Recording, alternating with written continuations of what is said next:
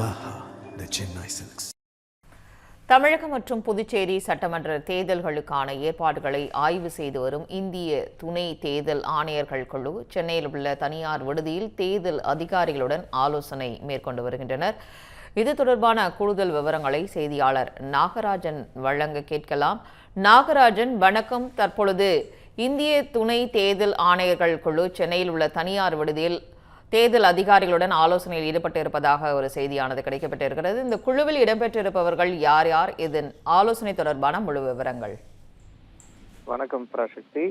தமிழ்நாடு மற்றும் புதுச்சேரி சட்டமன்ற தேர்தலுக்கான ஏற்பாடுகள் ஆய்வு செய்வதற்காக இந்திய துணை தேர்தல் ஆணையர்கள் 7 பேர் கொண்ட குழு சென்னை வந்திருந்தாங்க. குறிப்பா நேற்றைய தினமும் இன்றைய தினமும் பாக்குறப்ப சென்னை MRC நகர்ல இருக்கக்கூடிய தனியார் நட்சத்திர விடுதியில இந்த ஆலோசனை கூட்டமானது நடைபெற்று வருகிறது. குறிப்பா இன்றைய தினம் பொறுத்த வரைக்குமே தமிழ்நாடு தலைமை தேர்தல் அதிகாரி மற்றும் மாவட்ட அதிகாரிகளோட இந்த ஆலோசனை அப்படிங்கிறது நடைபெற்று வருகிறது. சற்று நேரத்துக்கு முன்புதான் இந்த ஆலோசனை கூட்டம் அப்படிங்கிறது தொடங்கி இருக்கிறது.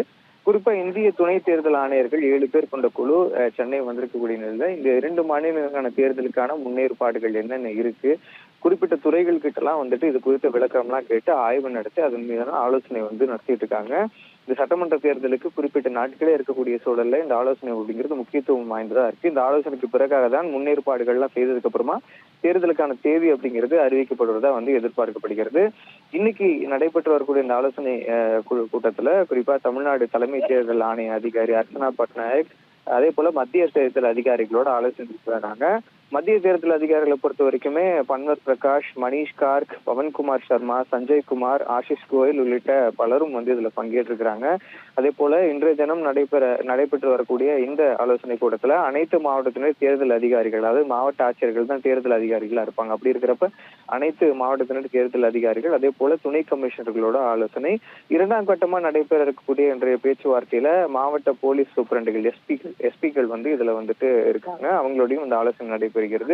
இன்றைய தினம் நடைபெற்று வரக்கூடிய இந்த ஆலோசனை அனைத்து மாவட்டத்தினுடைய முக்கிய காவல்துறை அதிகாரிகள் நிறைய பேர் இதுல பங்கேற்றிருக்கிறாங்க.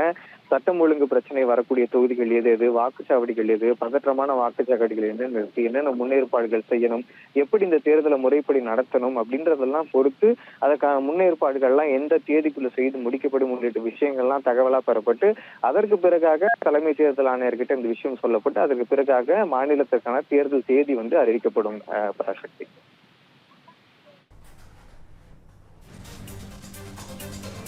விவரங்களை வழங்கியமைக்கு நன்றி நாகராஜன்.